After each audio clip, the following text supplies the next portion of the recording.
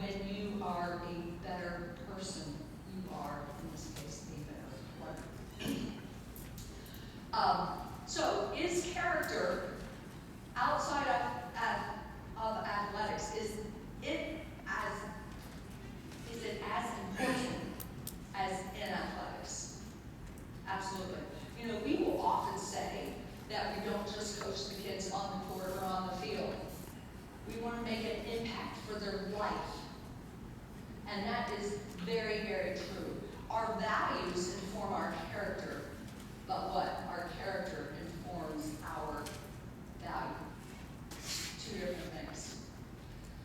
So, I was curious if you could find the kind of thing that I'm talking about in literature outside of athletics. So one day I Googled how to become a professional. All right, and I found 10 ways, 12 ways, 15 ways, 20 ways, all kinds of things. But then I thought, okay, well, this is really interesting.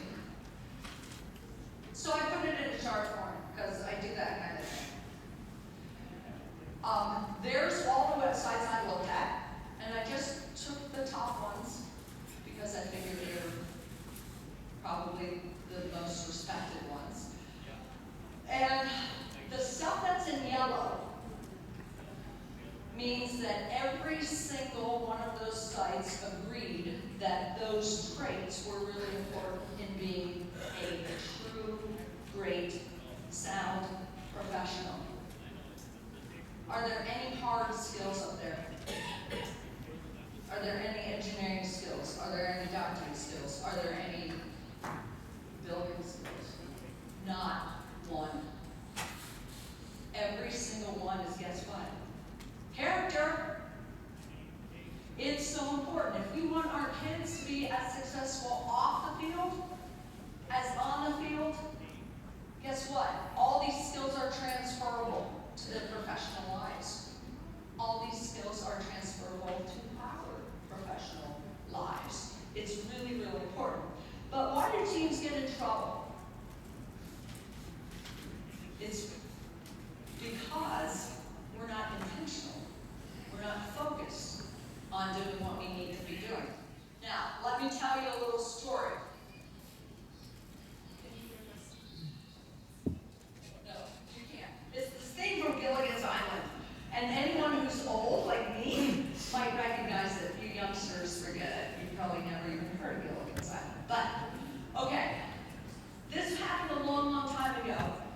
But you've got two ships. You've got the Andrea and you've got the Stockholm. The Stockholm was an icebreaker originally, but was converted to a cruise ship that had made multiple Atlantic crossings. The Doria was state-of-the-art, had all kinds of, the best radar, watertight compartments, swimming pools, theaters, the whole works. These were great ships. They were 60 miles off the coast of Nantucket. The Doria was in fog. The Stockholm was going to be in fog. But it wasn't until they were 17 miles apart that what happened? They saw each other on the radar clips.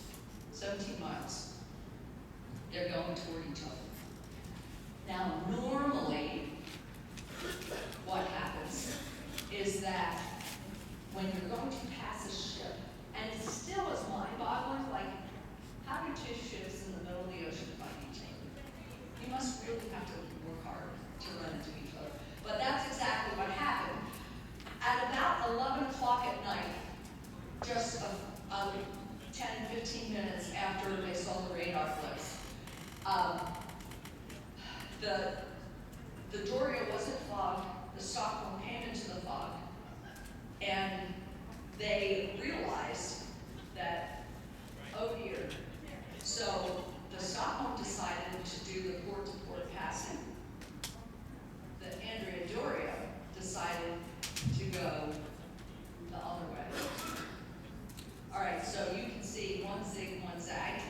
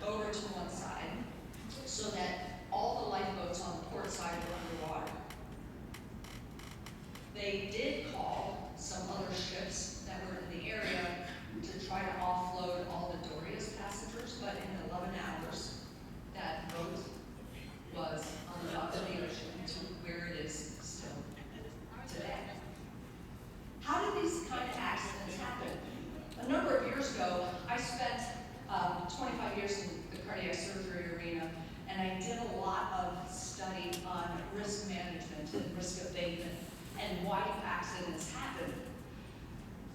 The things up here that apply to maritime also apply to aviation. They apply to things like cardiovascular perfusion. You could have technology fail, you could have weather. There was some weather that was involved with this collision.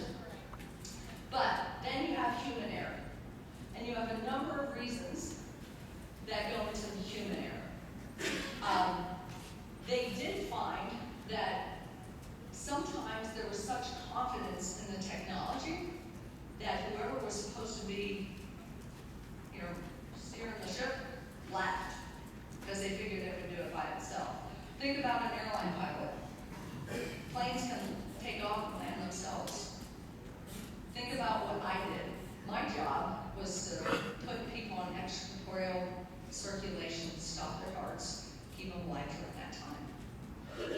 If I just figured that all my safety devices that were in place were going to take care of an accident, my patient was in big trouble. Because you have to, even when you have the technology, you have to rely on it and trust it, but you have to, on the other side, figure that it's not going to work. Because the more time that you're removed from interacting with the issue, the harder it is to get back in the loop. That's why, this is an aside, 3 Mile Island, that whole disaster happened because a tag was, a repair tag was hanging in front of an indicator light, and had that indicator light been seen, they would have known that the whole sequence of events was going south. All right, anyway, but of those human errors, what do you think is the greatest human error when we have accidents like this? Lack of awareness. Sometimes we get so comfortable in our coaching roles or teaching roles or whatever else we do that we sort of just are going along with the flow. Neil Armstrong said something really, really interesting. He said, if you're an inch off when you land, it's not a big deal. But if you're an inch off on takeoff, you got problems. Why did he say that? Because in aviation, there's this rule, it's called the 1 in 60 rule. If you're off by a single degree, by the time, and a single degree, I mean, it's so tiny, right? It doesn't matter. But by the time you fly 60 miles, you're going to be off an entire mile. So if you continue to fly another 60 miles, now you're off 2 miles. That's how he said, if you're off at takeoff, you're gonna miss the move by literally 1,000,000 miles. It's really, really important that we don't lose focus and that we stay the course. Now, intentional navigation along this character development, not program, a strategy, takes a lot of intentionality. And coaches have to lead the way. You have to lead by example. I have to lead by example, or it just won't get done. Why don't we?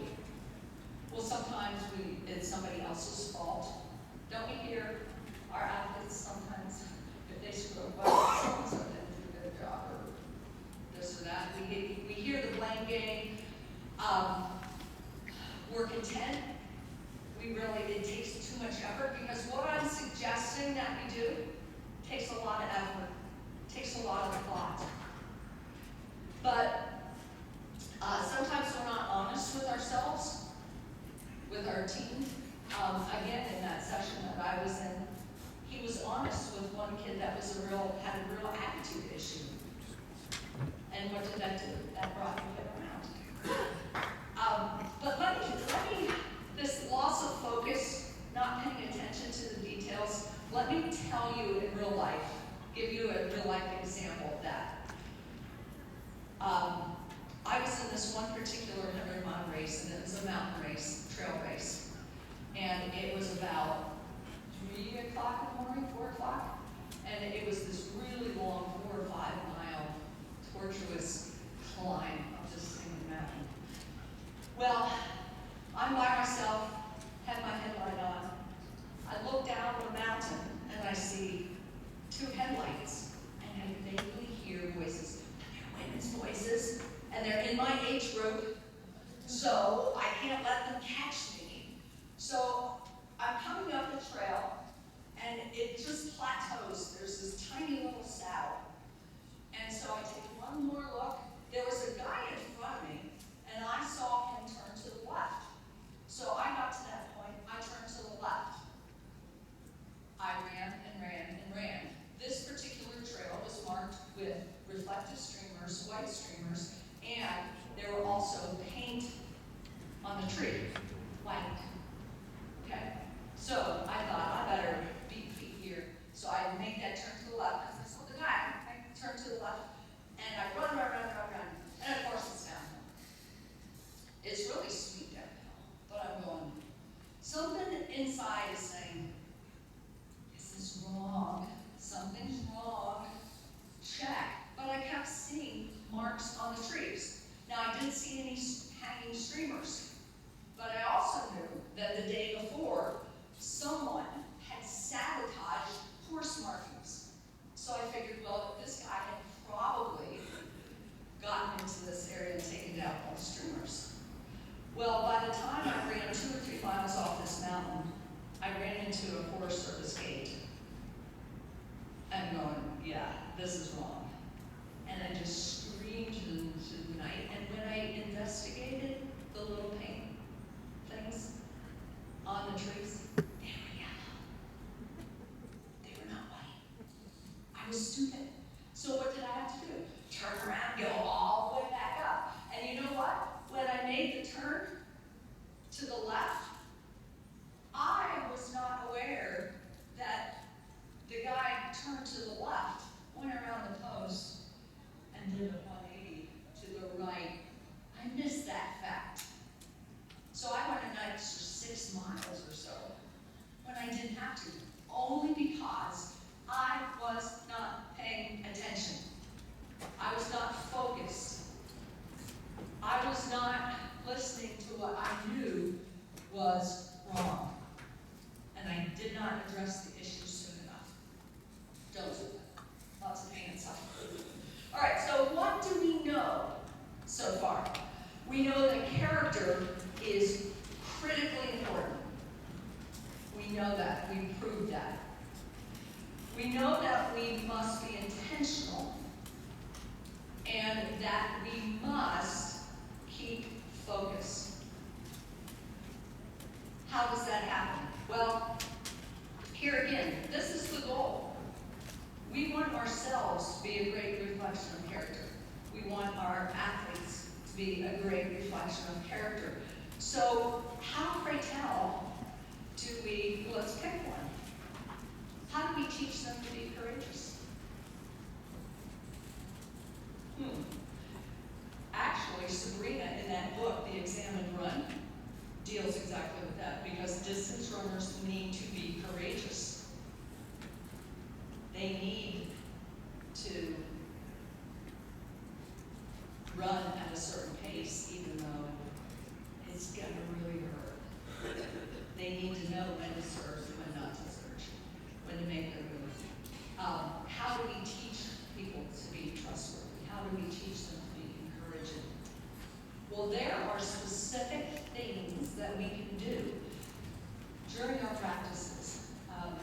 If you're familiar with the Old Testament law, Deuteronomy talks about teach them when you're sitting down, when you're standing up, when you're walking along. This is not something that you do in a 2-hour period of practice. This is something that happens all the time, when you're with them and when you're not. So, what do we do to build better people? What are the next steps? Let me suggest a couple things. You're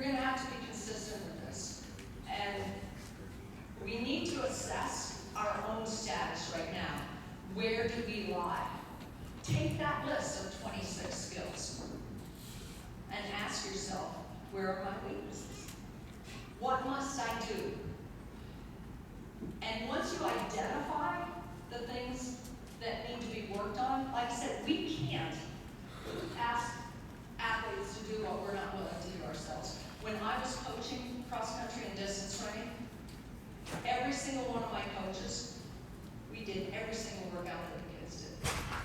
If we actually had to put a clock on them, we did the workout before or after practice. When we did our long runs, we ran every step of them. And what did that do? They sort of trusted us. Plus, you know, to get beat by an old woman was not great for some of those guys. But you know, the other thing, in spending that much time, particularly on the long runs, and we had a marvelous system of trails by the school.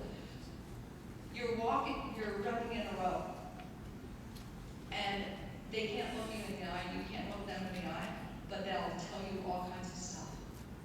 And you really get to know the kid on an individual basis. When you're walking out to the field, walk with your athletes. Talk about something other than your sport. You have to be personable. But assess where you are. And even if it's just a suggestion, let's say you come up with the 3 skills that you need to work on the most. Don't do all 3 in 1 week. Say, okay, I'm going to work on this skill this week. What am I specifically going to do to work on that skill? Write it down. Hold yourself accountable. Hold yourself accountable to your coaching staff.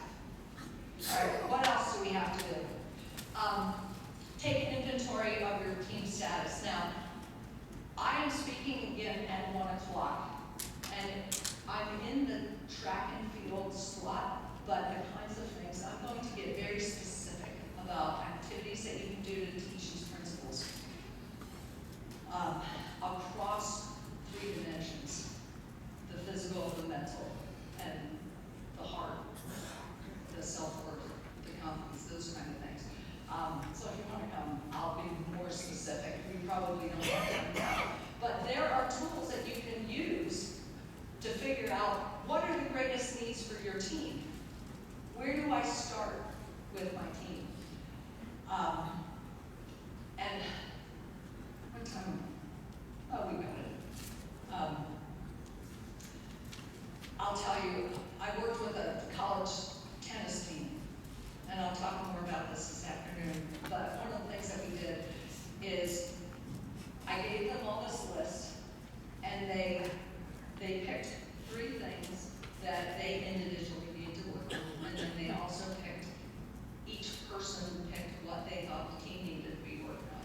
So then I took the top 10 skills that showed up the most, and we formed a hierarchy of, like there were 4, 3, 2, 1. All right, what are the foundational skills that we have to have before we can have these next 3 and the next 3 and ultimately? And the coaches bought into it. This is a Division I team. So once we got that pyramid established, they made the girls' t-shirts. Every week, I was with them a lot. So this week we worked on this skill. I was on the court with them, talking about, okay, this is the skill that we're working on today. What does that look like in real life? This cannot be just conceptual, whatever, right? It's got to be rubber meets the road kind of stuff. We laminated each one of these, so as soon as they open up the locker room door, it was in their face.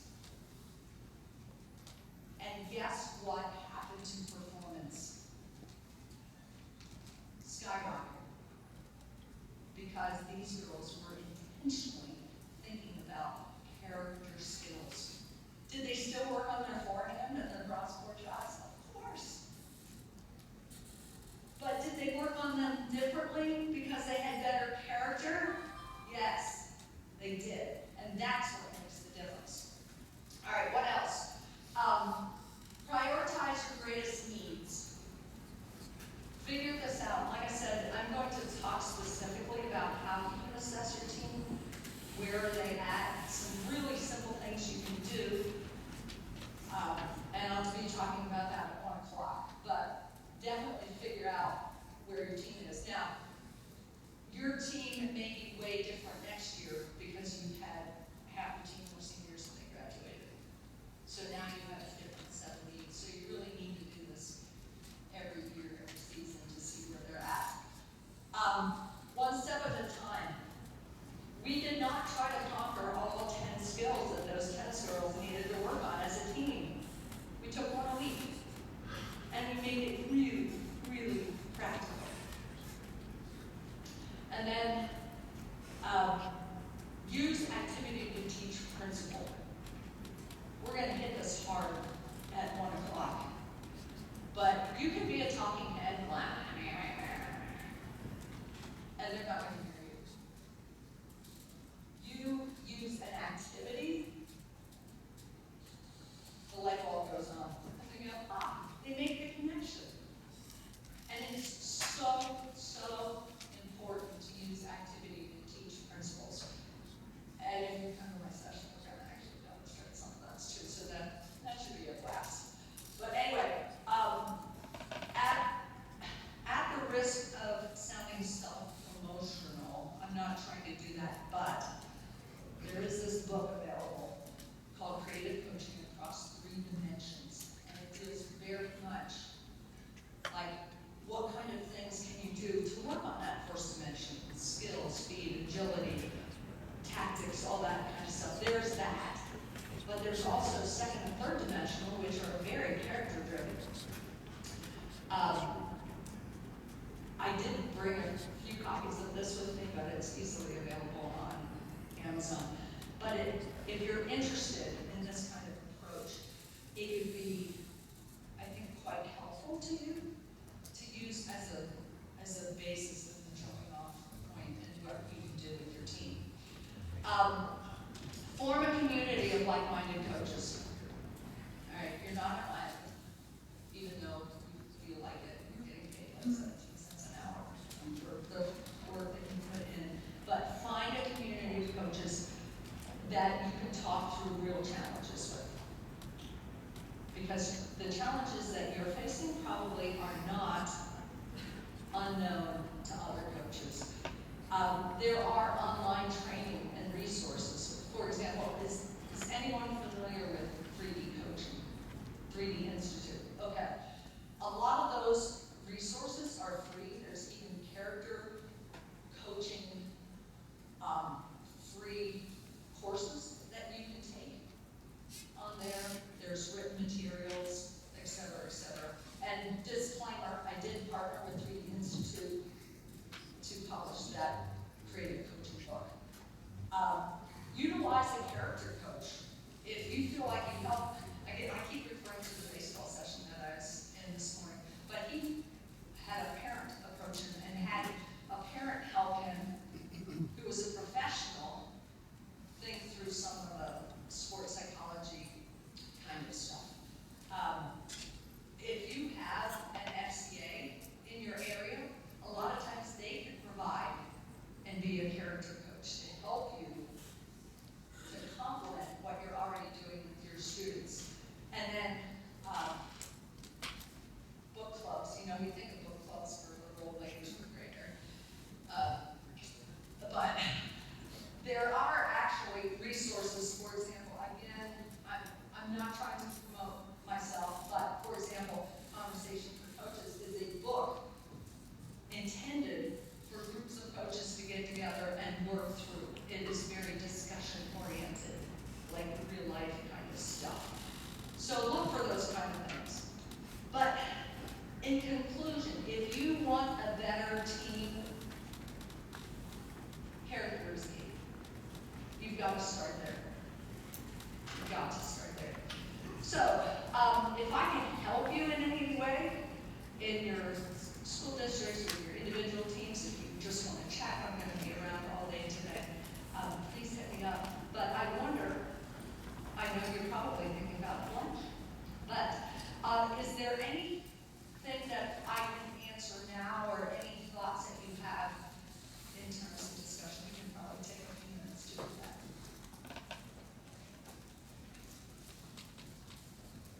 Anything at all? All right. Well, with that, I will release you. Go forth.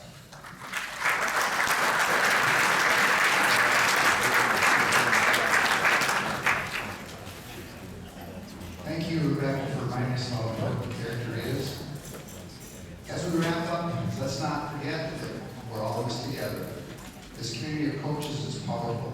Lean on each other, share your ideas, and support one another. Because in the end, we're not just building better athletes, we're building better people.